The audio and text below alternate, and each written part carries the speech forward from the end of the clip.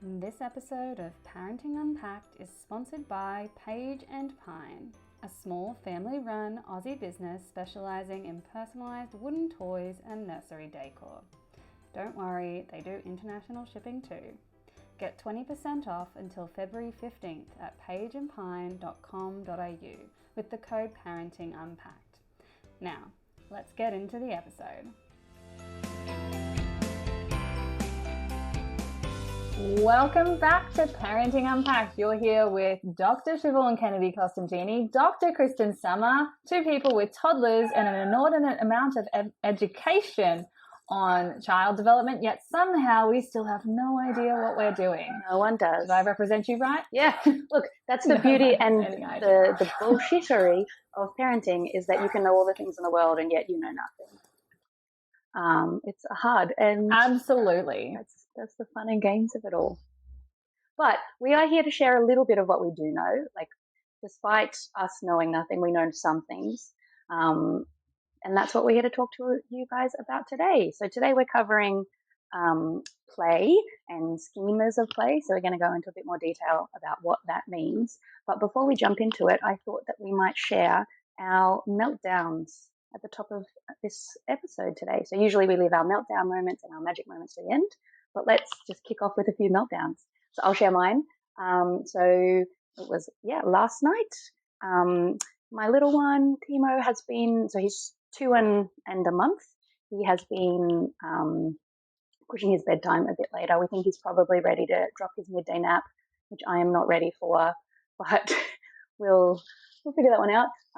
So his naps have been getting shorter during the day, and he's been going to bed closer to 8:30, sometimes 9 o'clock. Which is unpleasant for everyone involved because then you have all of 20 minutes to calm down before I have to go to bed myself. But anyway, it's fun and games, but he tends to go to sleep quite quickly most of the time. Last night it took me about 50 minutes to get him to bed, and I was able to keep my cool for the first half hour. And the real challenge was that he'd be like really tired and like nuzzled up and about to fall asleep. And then he'd roll over and say, tickle my toes, and then fall about laughing. So it was adorable. But after a half hour of it, you're like, cool, very cute, go to sleep. So I found myself getting angry and a bit starting to snap at him. So instead of staying in that potentially unhealthy space, I hopped up and said, okay, I love you, good night, Daddy's going to come and help you go to sleep.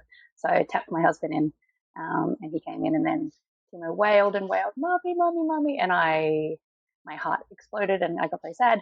But I just put my headphones on, turned the volume right up, and he was asleep within 5 minutes. So. Oh, Lord. Yep. Oh. And then on top of that, sorry, I was going to say, so he has his cot that he sleeps in, and then we have a double bed because sometimes we bed share in the same room. And so the other thing that was so annoying, he kept saying, big bed. So I'd move him over to the big bed. He'd lie down. And then he'd go, little bed. And then move to little. And he tried that 5 times. And then I was like, okay, I'm going, bye. Anyway, it was infuriating.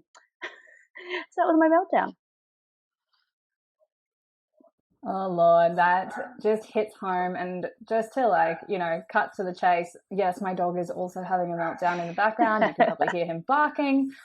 He can see people walking around the front of the house. We are moving to a new house in 2 weeks where he can't see anything. And I am very excited for the significant reduction of barking in my life because I am very tired. But anyway, so that's my dog's meltdown. I'm really sorry about your meltdown, Siobhan, but I feel you very deep in my soul because Sienna is going through the same exact thing. And for anyone that doesn't know, there's this sleep mantra that sleep begets sleep. And now there's no scientific evidence on it for any age, but when you get to 2, science is pretty clear that sleep does not beget sleep for a 2-year-old. So the more day sleep that a child has after 2, the less night sleep they have, the worse their night sleep is, and the more bedtime struggles they have. So your idea that reducing or getting rid of that midday nap is probably the right one. And that does suck, but I'm pretty excited for that to happen because Sienna's in the same boat. We've had to shorten her day nap, and Kindy has to wake her up, and she's always really mad about it. But we're now working towards, getting it shorter and shorter so that bedtime is less late, so that we actually have time to connect at night. And yeah, less of a struggle, because if you put a child down before they're ready to sleep, even though they probably want to go to sleep because you've done the bedtime routine and they're like, oh, this is the next stage, but then you end up like putting them to sleep for an hour, even though they're not tired. They're like, I wanted to do bedtime because this is my routine. Yeah, it's all just a hot mess. Yeah, and I feel you on that. This is exactly the thing, because I wasn't ready for him to go to sleep, and he was saying bedtime, sleep, and I was like, okay, and I'm like, we can play longer. And then he walked into bed, got himself up in bed, but then wasn't, obviously that sleep pressure wasn't built up enough because of his daytime sleep. And I'm like, buddy, I'm not on board with your current plan. That's all right. He's regularly not on board with mine. Anyway, what's your meltdown for this week? This is fair.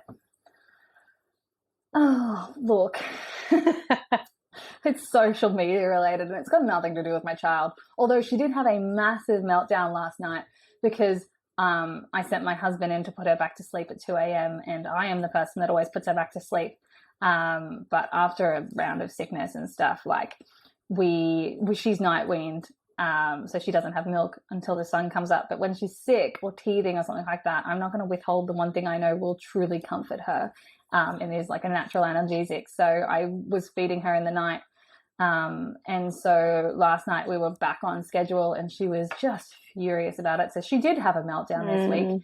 I also simultaneously had a meltdown because if I am not tending to my child while she cries, my anxiety is through the roof. So basically I might as well just respond to her anyways because my body freaks out. And the moment I go to her, it just immediately calms down. It's insane. Like biology sucks. But anyways, that's not my meltdown for the week because TikTok and gentle parenting. So for those of you who don't follow me on TikTok, I had it's technically called viral because anything over 100,000 views on TikTok is technically viral, and it's at almost 500 now. It's a little bit viral. It's a few people. Yeah, it's just a couple. But basically the video I recorded, I don't script my videos, and if you guys didn't know, we also don't script Parenting Unpacked. We actually most of the time don't know what we're about to talk about until we get onto this call and start talking about it. Sometimes when we're very good, we've written when we're very good, like today's episode, we write a little blurb, but the real the real thing, usually we don't both read it. So I didn't read it. I'm so no, I don't mind. But it's funny. So that even when we do prep, we only half prep. I don't know if that's a good thing. We are mums through and through. Absolutely. We are terrible academics, but great mums in that we do things on the the seat of our pants. On the fly, by the seat of our pants. Okay. Yeah. Okay. Whatever. We both need more coffee and sleep. But yes, TikTok viral. You upset some people. Yeah, so I don't script my videos. I actually just smash them out. I'm just like, oh, I have an idea. I'm like, I'm going to word vomit at the camera. And so I did. And the main message of the video was that the way gentle parenting is depicted on social media is really dangerous. Just like anything that's parenting and trendy and has a cult-like following, it gets distorted, misinformation gets infiltrated, people become purists about it. And the highlight reel really messes with people's mental health because gentle parenting depicts this perfect relationship between mother and child, where the mother is always calm and always chill and always able to handle all of her child's emotional outbursts. This mother never yells. This mother's child never tantrums because they don't have any unmet needs because the mother is constantly meeting them and they're the securely attached perfect child. And this narrative is so dangerous. So the opening line that I put in the video that went viral was, here's why gentle parenting is dangerous as a mum with a PhD in child development with a toddler. Yeah, I missed a few words. I should have said, here's why the portrayal of gentle parenting is dangerous. Yes, yeah. Because it made people really mad, and that terrified me because all of the massive gentle parenting creators on TikTok, and massive means much bigger than me, and we've got a decent crew on my TikTok, so that's a lot. We're tagged. Everyone was tagged, and they felt the need to actually respond, and that's not very common for them to respond. Not all of them, they all responded, and so it was terrifying. And like, I had my own little internal meltdown because I was like, I fucked up. Like I said the wrong thing. Like, but then the most insane thing happened because I had so much reach from this like shitty clickbait opening line that I didn't intend.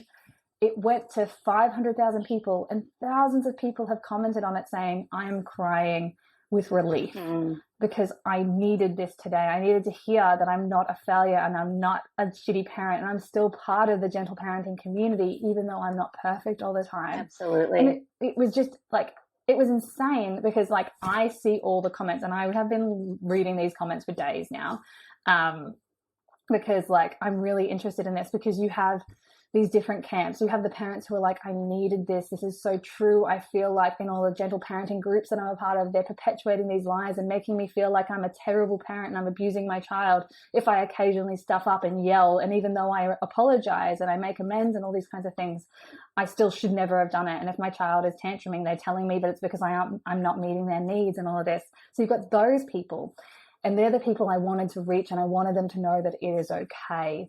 And that they're great gentle parents if they fail. You actually need to fail in gentle parenting in order to raise a happy, healthy child. And we'll talk about that in another episode. Or you can drop into the comments on that video, because the discussion is amazing.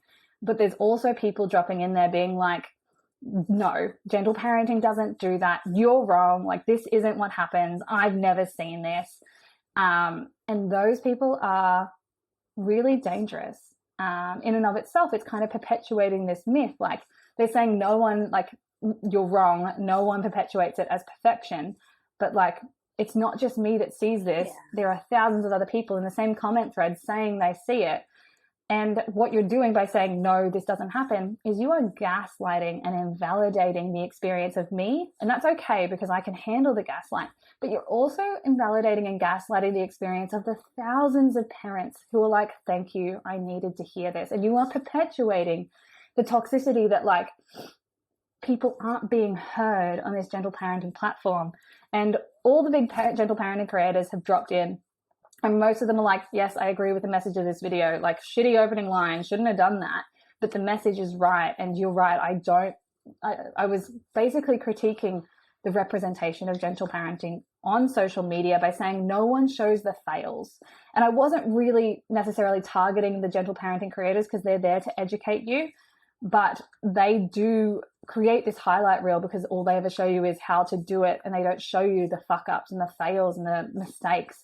And a bunch of gentle parenting creators took that on board and have started creating fail playlists. And it's not really fails. It's just, real life ruptures and repairs.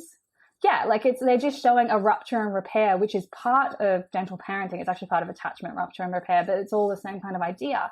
And that's really amazing, because these huge creators with like 1 million followers plus are creating like real life, like, yes, this is how I teach you to do things, but also here's how I screwed up as an expert, as an educator, as a therapist in gentle parenting. And that's just, so I had a massive meltdown because I screwed up and made this clickbaity video that I didn't intend to. I just wanted to make my experience with consuming gentle parenting media heard. But it did a really amazing thing. It pointed out some stuff, and there were still shitty people in the comments, but it hit so many people in the right place. And it started this movement for like, because I ended up on Gentle Parent Talk, and I'm not usually on, I follow a lot of gentle parenting creators because they're awesome, but like my content isn't niched into gentle parenting. And it's a very volatile place. Yeah. I found that sorry to interrupt, but I found that you can keep going. Anyone who is so intensely passionate about their topic gets very, like, they've become purists, and that negates any topic they're talking on. So like you're completely right. It's about the portrayal of gentle parenting rather than gentle parenting itself. The gentle parenting movement, as we've talked about before regarding this topic, is much more at its core is authoritative parenting. So the key difference, authoritarian parenting, is what you think of when you think of like hitting, physical violence, fear, these kinds of things. It's the the scary dad in the 1950s who comes home and hits their child and then has a drink. That's not what we're talking about. We're talking With about a belt. authoritarian parenting. Sorry, that's authoritarian parenting. Authoritative parenting is holding boundaries, being firm and clear, and gentle. It's about being gentle, but giving your children the boundaries that they need to understand what is expected of them and what is expected of you. And that's why it's gentle. It's gentle because it is giving your child the information they need in order to do what they need to do to live their life and to meet your needs, meet their needs, and meet the needs of the family unit. So true gentle parenting is that, and you're completely right. And actually, I've got a friend and a follower who found me through you, and I now know her in real life, which is awesome because she loves TikTok. But she recently reached out to me about how that this exact issue, that she finds the gentle parenting community really difficult because she'd done all these techniques and they did not work with her child, and that it left her feeling like a failure. But then she found this creator on TikTok, and I can't remember their names. So I'm going to look them up so that I'm making sure that there's so many. Well, there are, aren't there? Making sure that I'm referencing the right person. But and she said that this person really emphasized authoritative parenting and emphasized that it doesn't always work and what to do when it goes wrong, which is exactly the piece of the puzzle that you are talking about missing. So this is perfect. So who is this person? Her name is Ali Marie here.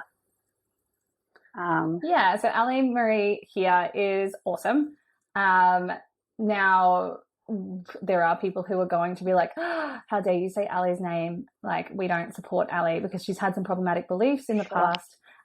She has a problematic YouTube channel, but she has shown propensity to change. We've done a lot of, I've had a lot of conversations with Ali, and I really believe that she is making an effort to be a safe place for everyone, and she's changing her language about things. But Ali does this series, so we're going to stop talking about the drama around Ali because I wholeheartedly believe that she has a propensity to change and is working towards that right now, and we need to support her in that change rather than cancelling her, because if you cancel someone, it ostracizes them and makes them more rigid in their beliefs and sends them to a really extreme place, especially on TikTok. Which is exactly what we see in these like people that hunker down in their beliefs, which is not good. Exactly. We support nuance and we support subtlety.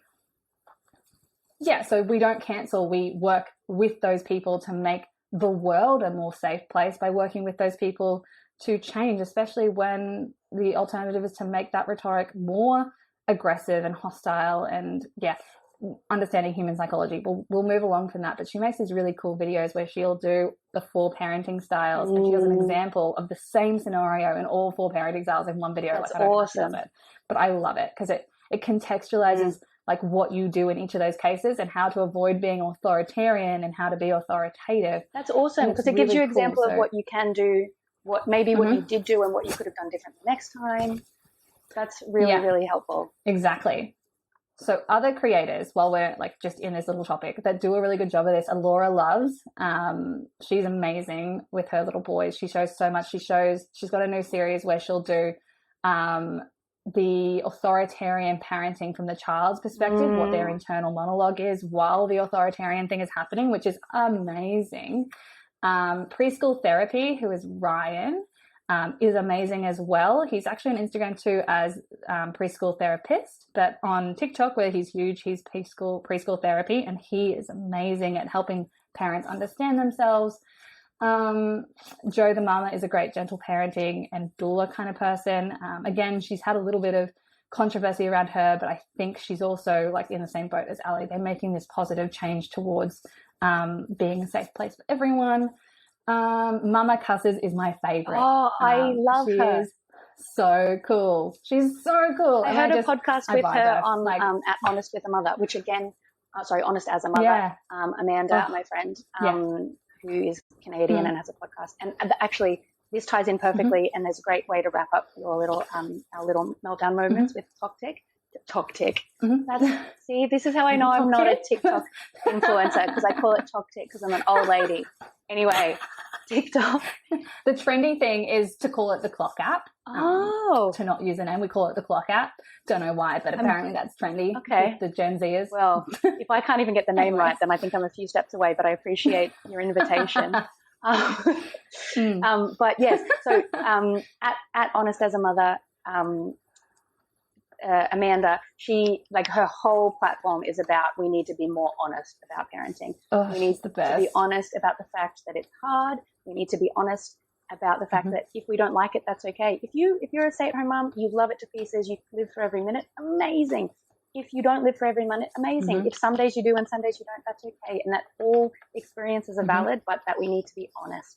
Because when we're not honest, we leave people feeling alone. Which is exactly your message, and I'm here for it. Yes. Yeah. Now, before we move on, there is one more thing that I think is really important to say about gentle parenting, because I just said it on my TikTok live. Like, I usually go live in the mornings, like before I start work, and I just said this, and I really think it's really important to communicate here, because it comes into this whole idea of good enough parenting and not being a perfect mother. So gentle parenting isn't a set of scripts. It's not words. It's not a series of steps you take to discipline your child. Gentle parenting is a ideology, a philosophy, a way of life, a lens through which you should see the world. Gentle parenting isn't perfect. Gentle parenting is a way of interacting with other humans. Gentle parenting isn't limited to just children. You should gentle parent children. You should gentle parent yourself. And you should gentle parent every human you interact with, because the most important thing, the crux of gentle parenting, is taking another person's perspective, understanding it, and navigating your perspective and their perspective, and trying to find a good common middle ground. It's about not invalidating another person's experience of the world. Yeah, exactly. It's respectful parenting. It's conscious parenting. It's responsive parenting. But it's just a way that you should interact with the world, with every human. It's not limited to just children or toddlers. Gentle parenting is good humaning. That's all it is. Yeah. And so it's not perfect. You're going to fail, because everybody does. And you don't have to be excluded from the group if you're failing at it. And let me tell you one thing that's really important. If you're currently an authoritarian parent, because you need to break the cycle of generational upbringing, this is how social things work. It's really hard to break that cycle. If you want to be a gentle parent, but it seems too hard to get to that real, like, wishy-washy, like, validating emotions, like all this kind of stuff, let me tell you that the only thing you need to be a gentle parent is to make one single change over time. So do one change at a time. The first one I want you to do today, if you're an authoritarian parent, is to try not to hit your child. Try not to spank them. That's all I want you to do today and this week.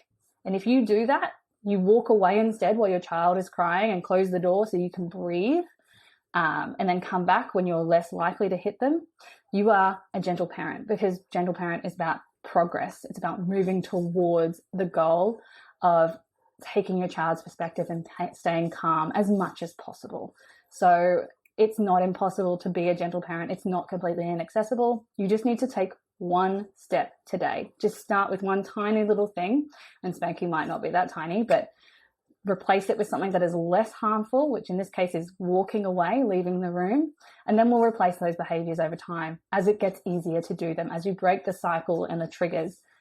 You are a gentle parent if you are working towards the goal of being a gentle parent all the time. Just do one thing at a time, because it is a way of seeing the world. It is a lens through which you see people and interact with people. And that's all that gentle parenting is. And I will stop waxing lyrical about gentle parenting now, because although we've been talking about gentle parenting as this, like, social media trend that's really toxic, it's not the only parenting related trend that has gone a bit awry from the original theory. What else is there, Siobhan? So just to jump in, I wouldn't say that gentle parenting is toxic. It has the capacity to be, and some people take it to the extreme. Of course, there are middle grounds, but when it comes to social media and the way humans interact in general, the loudest voices are often the most divisive, which is obviously why our news cycle is also a broken system. But let's not get waylaid by that. So basically what you're alluding to is the Montessori method. So we love Maria Montessori. we love her research. so much. She's wonderful. We love, so she was a pediatrician in Italy in the 20s, I think. Someone can fact check me. And one of the first too. Yes. They didn't know what to do with her. No, exactly. Firstly, she was a lady. She was a lady who was clever and a lady who was willing to say what she thought. So that is problematic for everyone. And when I say everyone, I see men in the 20s. But anyway, so she was a pediatrician and a doctor, and she was particularly interested in children and their development and their education. So a lot of Montessori, how we think of it and know of it as an educational kind of style or program, and that's how it definitely is in the world. There's lots of Montessori schools which very much focus on, so the key differences of Montessori schools compared to traditional schools is that it focuses on development, and so kids don't go up grades by their age, they go up by where they're at in their development. So you can have multi-age groups, which is great for development, as we know. Kids learn really well from different children of different ages, and they kind of bring their skills together and learn from each other. But it really focuses on practical learning, that learning should be based in real life. So, and the Steiner method and the Steiner schools and Waldorf schools are kind of already all built on this as well. That's the idea that learning should be practical. So, I mean, how many of us have sat in the classroom learning algebra being like, what the hell am I ever going to use this for? So, for example, like a Montessori school, if you would be learning algebra, not that I know if they do per se, you'd be learning it in the context of maybe building a bridge. Or it's like it's all built and their learning is very contextualized. So children learn how to do practical things. They learn how to, and children are seen as capable and able to do things for themselves a lot earlier than more traditional methods might consider. So toddlers and 18-month-olds are required and expected to clean up their plate after lunch. They're expected to do the dishes. Obviously, they're probably pretty bad at doing the dishes, but they're expected to contribute and help and be seen as intentional members of society, which has so many benefits. Anyway, the reason that we're bringing this up is that the Montessori method and other early learning methods that kind of use this philosophy is they do a lot of talk and integration of play schemas. So schemas are basically a recipe or a way of doing things. So a schema is a word that describes a concept or an idea or a framework. So Jean Piaget, who's kind of the father of child development, was a Swiss developmentalist who helped us understand so much of what we know about child development today. And many of our theories are still based on the work he did over 100 years ago. So he kind of was the first to coin this term schema and to really describe play schemas. And then Montessori built on top of these, and then it's kind of jumped into this thing. So to give you a little bit of information about what schemas are, basically they're repeated behaviors that facilitate or demonstrate evidence of children's development. And they do these through play. So play schemas, we can think of them as we can see evidence of them when kids do the same thing over and over again. So one of the first ones that we see with our little ones is usually when they're about 6 to 8 months, and they start, they're sitting in a high chair, you're feeding them some puree or their baby-led weaning or whatever you're doing, and they put their hand over the high chair and they drop it. And then they fall about laughing, and you go, oh, ha, ha, ha, you dropped it, and then you pick it up for them and you hand it back, and then they do it again. And you go, oh, very funny. And then they do it again, and then they do it again and again and again, and it gets pretty old pretty quick. But not for them. They're loving it because they have very much kind of tapped into what's known as a trajectory schema, because they're learning what goes where, how, and when. They're exploring things of cause and effect. They're exploring how physics works. They're exploring all of these elements. And so this is just one example of 9 schemas that really tie into play.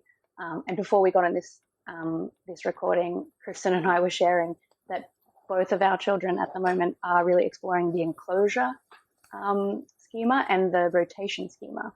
So, Kristen, do you want to go through the 9 schemas that I've got there, starting with connection, and just kind of briefly describe what they are for us? I will give you a second love to I open don't the have that. document. I can't access Oh, it. can I you turned not? my OneDrive off. This is Oh. how, guys, this is how unorganized we are with these podcasts. Like, this is how unscripted it is. I don't have access to Siobhan's document that she would like me to read out. So Siobhan's going to have to read it out. I'm more than happy to do so. That, Siobhan, we're going to get to the schemas, I promise. But Siobhan, we didn't answer we didn't finish our train of thought. We never do. With the whole, like, what is wrong with Montessori on social media. Yes, sorry. So we just talked about the wonderful things of Montessori. The reason that it has been co-opted and sometimes misrepresented is, go Kristen, tell us. Mm-hmm. Oh, well, basically, it's become a commercialized thing. Like, everybody knows that Montessori is excellent for educating children, but it's become this, like, badge of honor for toys. Yeah. Like, if you put it on a toy, that toy becomes instantly like 3 times the price. And it's hilarious because you've got things like the Object Permanence box, which, FYI, guys, is like basic dev psych and also not a great toy because all you're doing is putting a ball inside a box and then it eventually rolls out. Like, you don't need to spend $50 on that. Nope. I mean, you can if you want to, if you love beautiful wooden toys, but it's not, you're not Montessori parenting if you buy the Object Permanence box. You're Montessori parenting if you are applying their learning through practical ways, and like you can pretty much do that with anything and basically go outside into nature and be a Montessori parent. Yep. Like, you can call yourself a Montessori parent no matter what. You can go to Bunnings or your local hardware store, get one of the boxes that they have for you to take. We don't use, so for our non-Australian followers, Bunnings is our hardware store. That is the big one. They don't have plastic bags. You just grab a box, which is old stock boxes, and then you put your stuff in it. And then they also have them available at the front for anyone who wants boxes. So if you want to make it beautiful, grab one, spray paint it a pretty color, cut a hole in it, throw a ball in it, watch the ball roll out. There you go. You have a Montessori toy. Yeah. And the real beauty of like the actual Montessori method and the actual Montessori philosophy is that it really supports and encourages more DIY and like real life applications of these things. And in fact would encourage you to make the box with your child. So again, not shaming anyone who loves beautiful things or likes to have these things made for them, because we don't always have the time or even the inclination to make these things ourselves, but it's not required. It's not, no one needs a beautiful Grimm's toys or Montessori toy shelf. They look really pretty, they photograph beautifully, and they do well on Instagram, but you don't need it. Yes, exactly. So it's fine if you want to call yourself Montessori. Just know that you are opening yourself up to some angry people who are purists being like, this isn't Montessori. And there's just so many Montessori toys out there that aren't actually Montessori. It's just a clickbaity word, and like, it's fine to use it, but know that you're kind of just contributing to this like style of like misleading your audience and your customers by capitalizing on a trendy word. And you're pissing people off, but that's like, it's fine. Like, you do whatever you want to do. But Montessori has been co-opted into like a commercialism thing. Montessori, again, is more about an approach to children's learning than it is about any individual material. And yes, when you're in a Montessori school, there are Montessori materials. There are different like ways that they teach children times tables with like physical materials and things like that.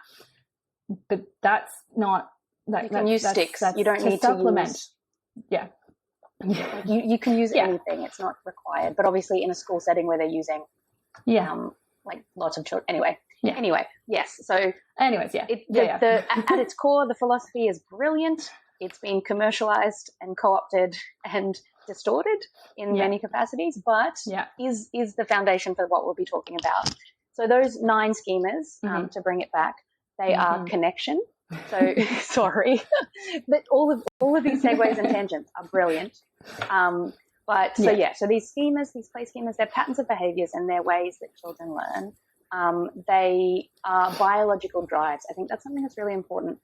When we think of play and learning, it's often easy to forget that play is essential to development, that children learn through play. And here we go. Here's a beautiful Maria Montessori quote, which I live by, is that play is the work of the child. So we often think of play as fun, and it is fun for us as adults because we're one of the only animals that continues to play past our juvenile stage. But for children, play is work. It's hard work, it's important work, and it's challenging work. which is why they love to do it so much and why they get stuck in it, or like they get really focused on it. It's why Timo had said to me multiple times this week, and we're only on Tuesday, no, mummy, can't do playing. And I try not to interrupt him if I don't have to. But the other day, he'd done a massive poo. I had to change his nappy, and he went, no, playing, no change nappy, playing. So and I think it's really important for us to keep in mind that this is their work. This is how they're learning. It's how they're driving their own learning, and it is essential to their development. And one of the best things we can do is get out of their way. They know what they're doing. Leave them alone. Exactly. And if we're invited to join their play, brilliant, and we can make ourselves available to join their play. But they're the experts of their play. They know what they're doing. So we're obviously not going to be able to. We don't not have enough time in the day to go through all of the schemas in depth. I have just started a series on my Instagram where I will be doing a post every couple of weeks that does go into depth for each individual schema. I think the connection one will be up next week. Mind you, my schedule and timetable in my mind doesn't make much sense. So if it's up there, great. If it's not, it'll be coming. But I have got one on just like the essence of what schemas are about. But let's go through them. So there's connection, which is putting things together. So it can be tying things together. It can be trying to connect sticks. It can be Lego, Duplo, Magnetiles, any of these things. So when it comes to connection, when we think about what kids are learning in this schema, they're learning about how things come together and apart. They're really using their fine motor skills. They're exploring cause and effect, spatial awareness, and kind of early science and math skills, and also predicting and estimating. They need to really think about how do these things fit together, and am I putting it in the right spot? Does Sienna do much Duplo or like building? She does lots of construction with everything and anything and things that shouldn't be constructed. And like, no wonder their heads hurt. And occasionally she's just like, Mum, TV. She's just had so much playing and she's just wrecked. Absolutely. Because she's doing so many things and she just wants to zone out for a second to take a breather. So it makes sense in that context. But she does lots of Duplo. We have a couple of trays of Duplo. We've got magnets from Kmart because like kinetics are really expensive. Yeah, they are. We've got train sets. Train sets are rad for connecting and then like moving the trains and like the little magnets so they all go together and trying to keep them even together. Like just fridge magnets, exploring how those connect, or like containers with lids. So a more DIY version, which kids love just as much, is like opening your container drawer, showing them which lids connect with what.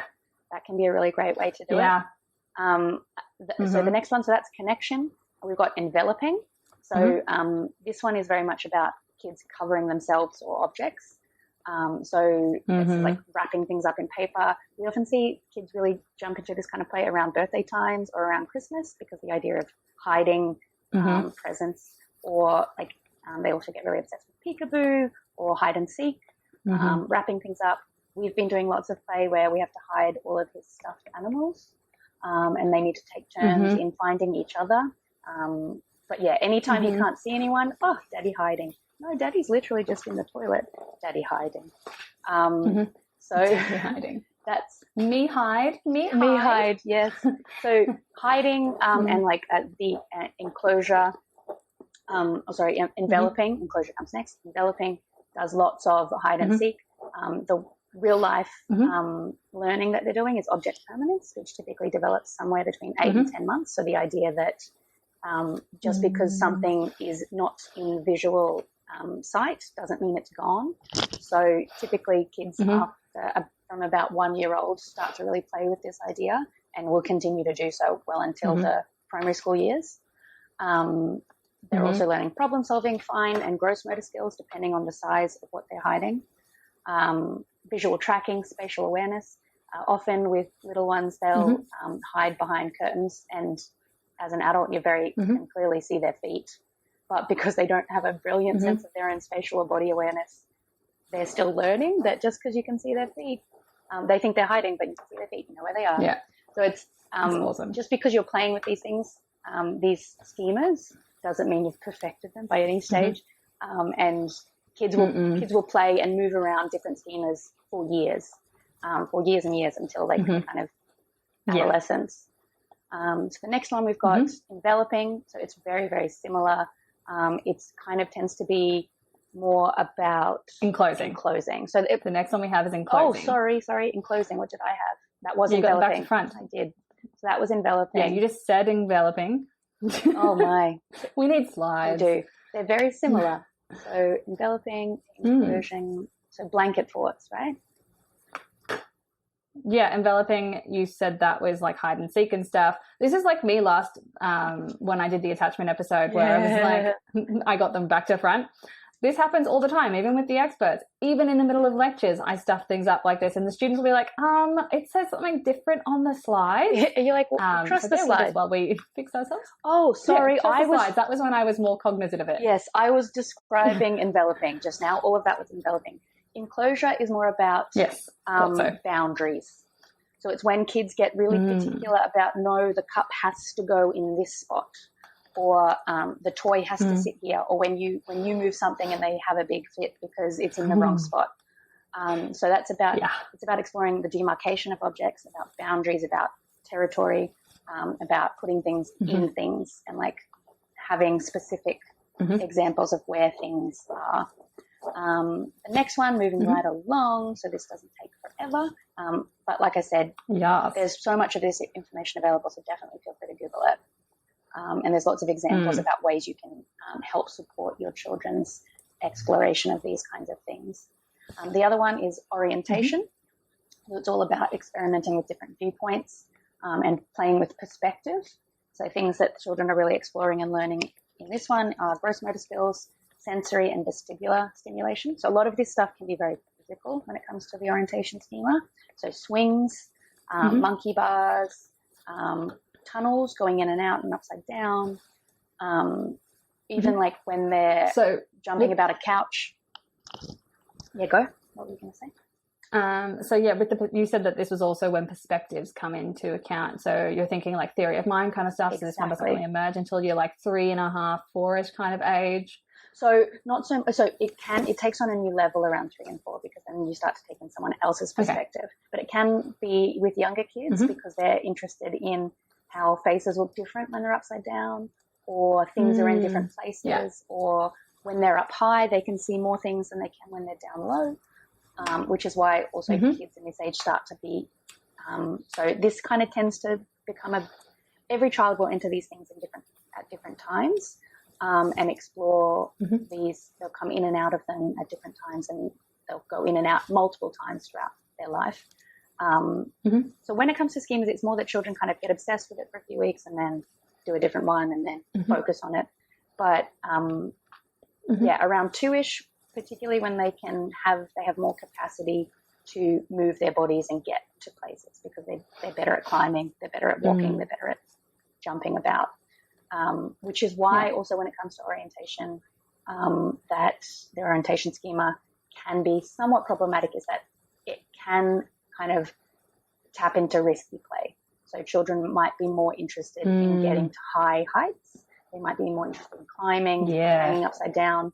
So it can be confronting for parents, but it's really important that instead of stopping them, you find ways to support them in doing it safely.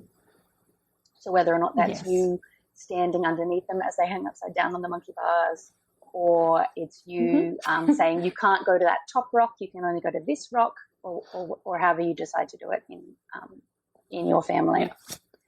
So the next one is positioning. It's all about like exactly what it says, positioning things, ordering things, putting things in place. We tend to see this slightly older children, kind of closer to 3.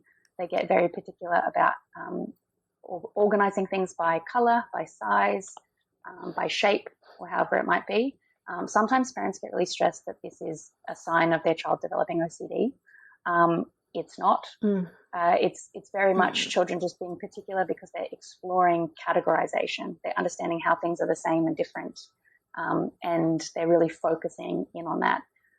So they're learning about, differences and similarities, visual discrimination, and like patterns, which obviously is like essential for maths. It's essential for science. It's essential for art in many ways.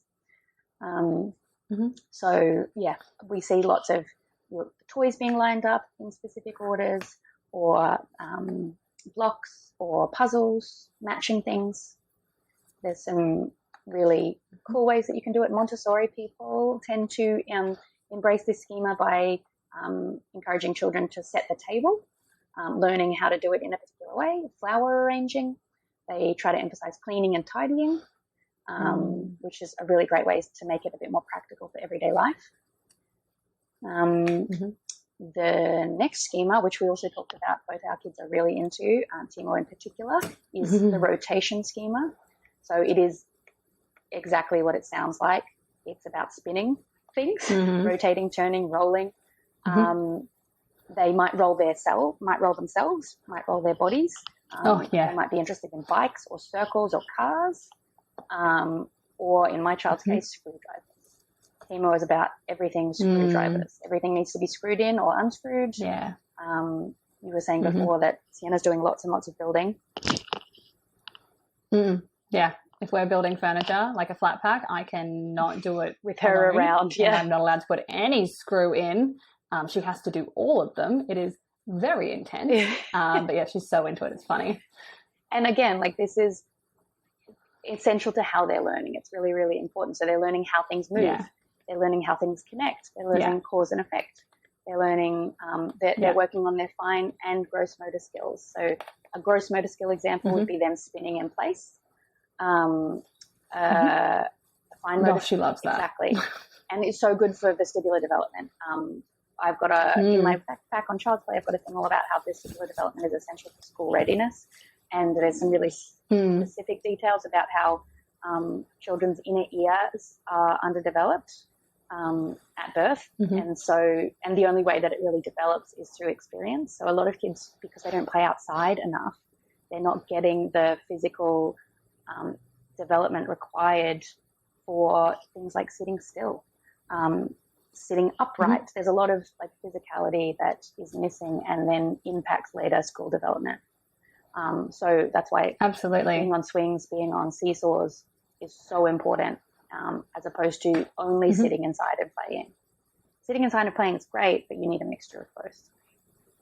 And before you go on, something I do need to add, because you just kind of said it offhand, is that it's in your fact pack. Now, Siobhan has a whole fact pack on playing that's really relevant.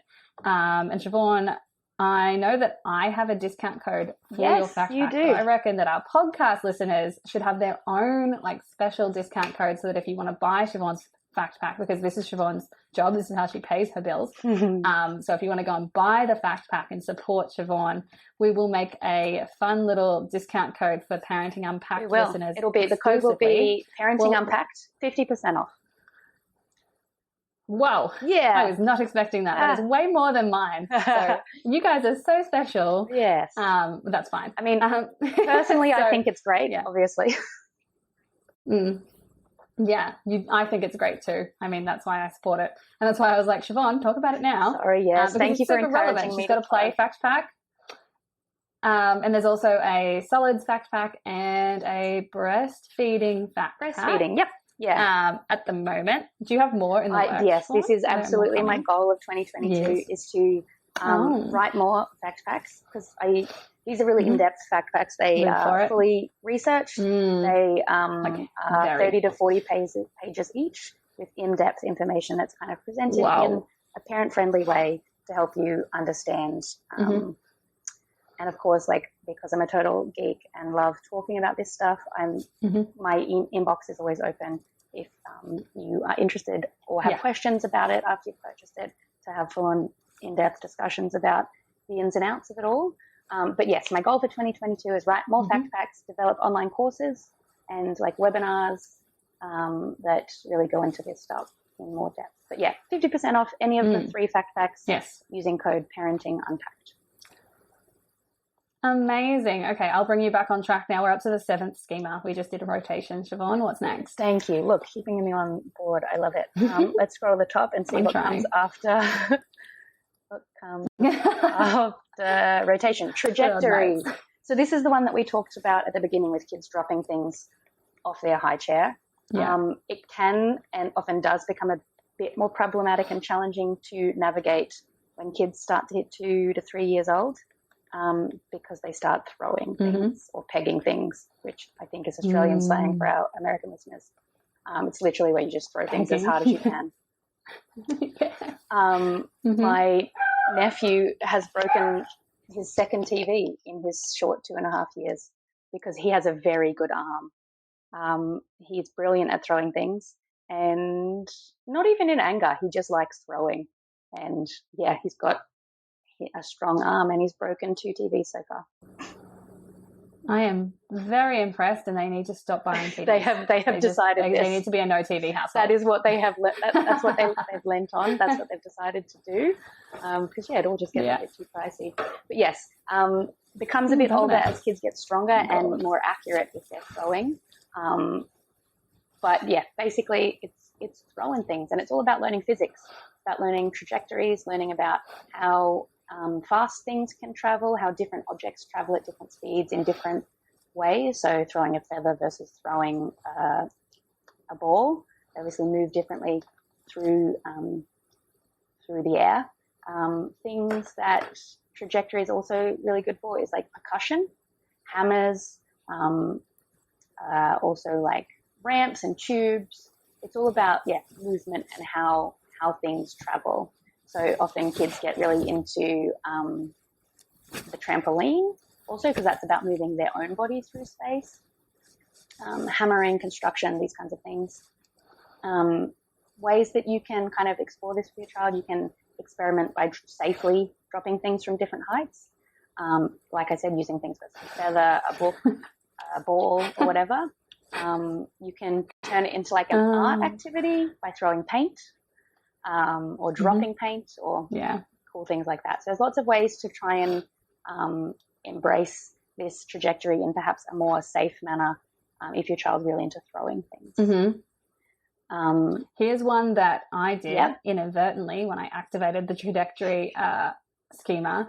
I was doing an ad for baby mats, which is like a soft mat, and like I was like, says you can drop an egg and it won't break. So like I decided that was what the ad was going to be, and I was like, I'll get Sienna to do it with me because it was so much fun. So I did an egg challenge where we dropped an egg on the mat, and we couldn't get it to break. I kept dropping it over and over and over again, and eventually it broke, but like that's because it hit the tiles. And then like they came back and they're like, we want to do a second ad with you. That was great. And I was like, okay, so I've got to up the stakes. Like, how can I do this? So like Sienna and I took it up to the top, like to our balcony, and threw it onto the mat, like on the floor below, to see if it would break. And now every time we go out to the balcony, or every time she sees an egg, she's like, drop egg, because she loves dropping the egg, because it didn't break. We dropped it from the balcony onto the mat and it didn't break. And then we dropped it on the grass and it didn't break.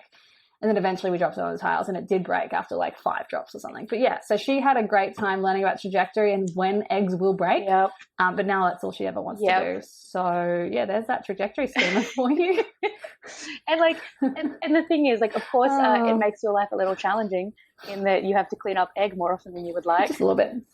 But yeah, we don't give in very often. That's one way to solve it for sure. But like, correct. She's exploring all of these things of cause and effect about what an egg is, what's inside an egg, physics. Like there's so much science involved in how they explore and learn, and like trial and error, experimentation. You're teaching her all these wonderful things, and hopefully not cleaning up too much egg.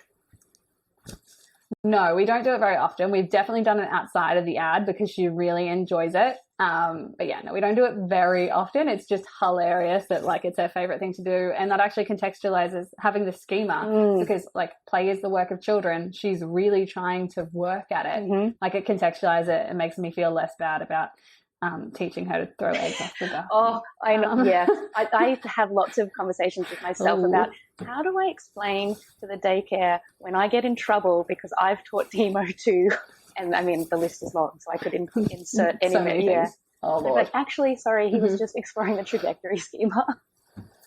That's incredible. Yeah, just got to use their language. Okay, so. Yeah, the next one, second we need to last. Speed this up because you've got a meeting to go to. Second last is transforming. So it's all about combining and changing. So lots of times it's like mixing food and water. So during mealtime, this can become problematic if they haven't had opportunities to explore it in different ways. Sometimes they like to mix their food into their water glass, stir. Sometimes? Yeah, look, all the time. Exactly. And then they drink it? So gross. But, I mean, it all goes down the same way. But they like it. No, disgusting. I ask her and she's like, I'm like, does it taste good? And she's like, good. Yeah. And like goes back to drinking it. And I'm like, that is soggy hash brown. Yep. Okay. Yep. Oy, oy, oy. Anyway. Yeah, like this is where Play-Doh, slime, mud kitchens, face painting. Oh, yeah. Less messy versions are things like dress up,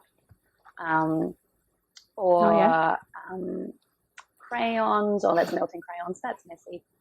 This tends to be quite a messy play schema. Yeah. But there's this is sensory play. Yeah, but it's really important and about understanding how things come together.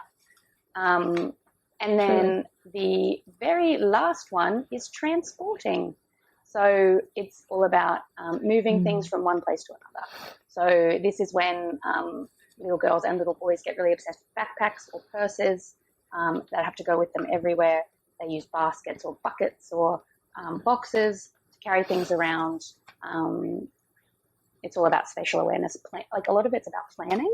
So it's about starting to understand the idea that if I go over here to do a certain activity, I need tools. And it's about planning which tools they will need in order to take to the next place.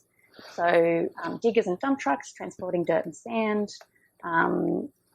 moving water from one place to another, cooking. So a real life example is about, cooking and getting ingredients ready and taking them out of the box and into a mixing bowl. Grocery shopping can be a really great way. Timo is really exploring this a lot at the moment in the pantry.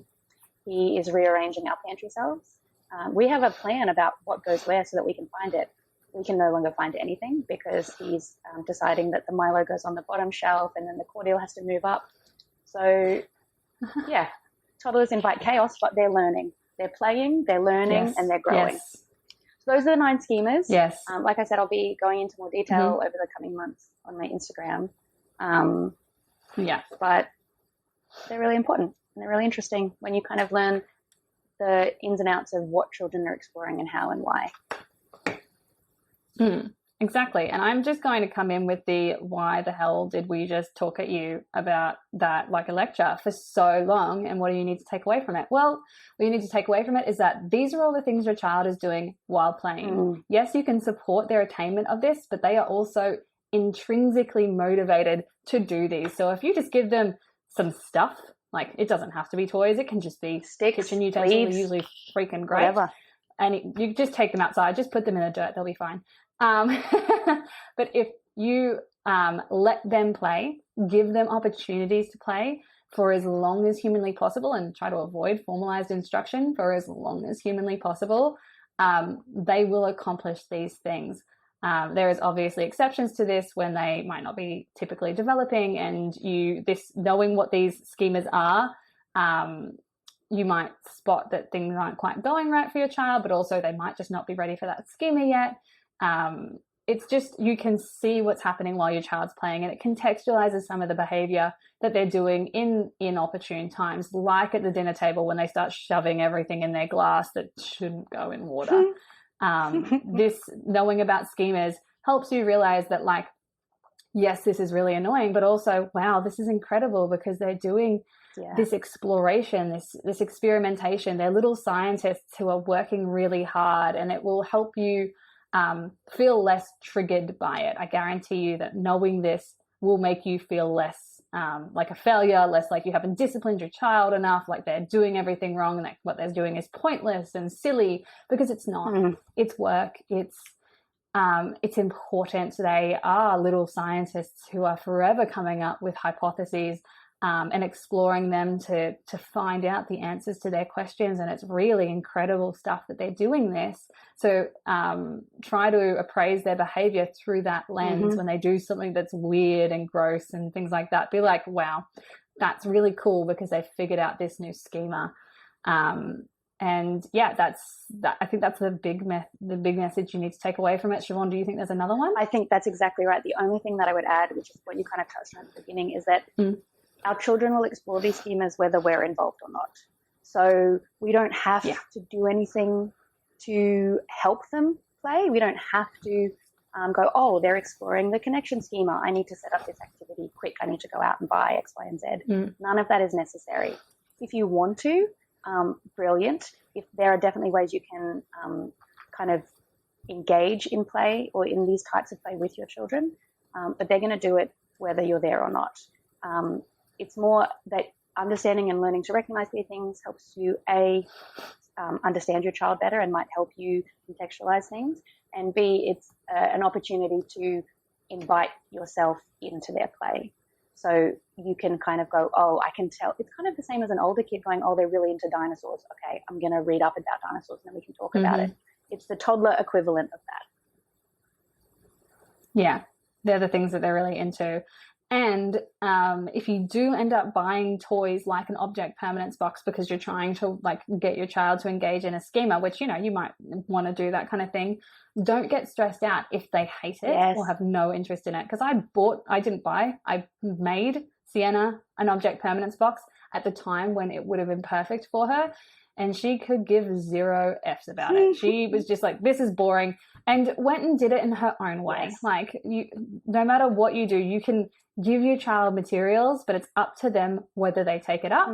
And it doesn't necessarily mean that they're not doing it or they're delayed. It just means that they're probably doing it in a different way that they want to do it in, not the way you want them to do it in. So you just have to keep an eye out. So if you're worried about something, which you don't need to be most of the time, you don't need to be worried, but you can just watch how they play and really delight in sitting back and watching what they're doing. This is, I think, an RIE. Magda Gerber, kind of philosophy. Sit back and watch, because you can see so much about what your child is doing, how they're feeling, by observing what they're doing in those little tiny like glimpses, and just sit back and watch it. Let them play for however long that is. For a lot of children, independent play isn't very long at all. But for those little like moments of independent play, just sit and watch what they're doing, and you can learn a lot from it. Perfect. That's exactly right. Wonderful. Okay, let's jump in with magic moments. My magic moment of the day, of the week is my class has started. So for those of you who don't know, I run sensory workshops here in Brisbane, and they started this week, and they've been awesome, and I've been really enjoying it. Meeting all the babies and chatting to the mums and teaching them all the things that we kind of talk about in the podcast, and playing with them and helping their kids learn and explore. It's been awesome.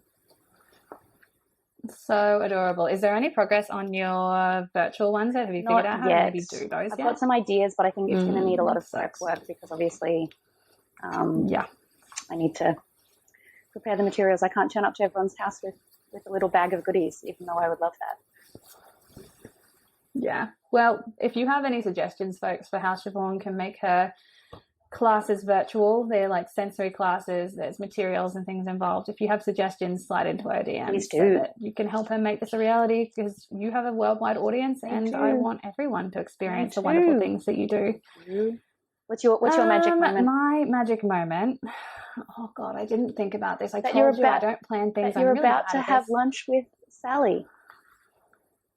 Oh yeah, I'm about to go up to Brisbane, which is where my old campus is. I guess because I don't work there anymore, I can say where I work now, where I did work, which was the University of Queensland.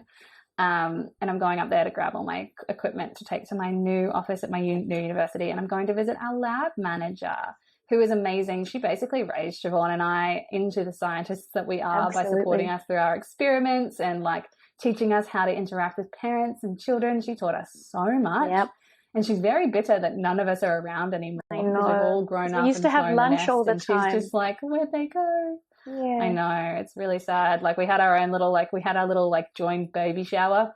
2 years ago. With everyone. Yeah. The three of us had babies at the same time. Yeah. Yeah. So but it's nice. It's bittersweet and mostly magical. It is. It's magical. It's a magical moment. And the other magical moment, which I probably should have talked about, was the fact that even though my meltdown moment was shitty because I made a clickbaity video accidentally, there was so much magic in that comment section for so many parents. And that just, it's really important that parents know that they are doing the best they can and feeling supported in that journey. So that's, I guess, a magic moment. I'm sure there's plenty of magic moments that I had with my kid this week too, but like I'm currently very tired and can't think of any. So yeah, onwards and upwards. That's all we'll do today. So yeah, thank you for listening today. Remember to subscribe, hit review if you want. I don't know how this goes. We're not very good at podcasting, are we? We'll get better. But yeah, you can leave a review. You can friends. Subscribe, whatever. Share it with your friends. Share it with your kid. I don't know. I'm awful at this. Just enjoy it, and hopefully this hasn't driven you away from not listening anymore. Anyways, I'm going to say bye now before I get any worse. Thank you, everyone. We hope you have a wonderful week, and we'll see you next time. Bye. Bye.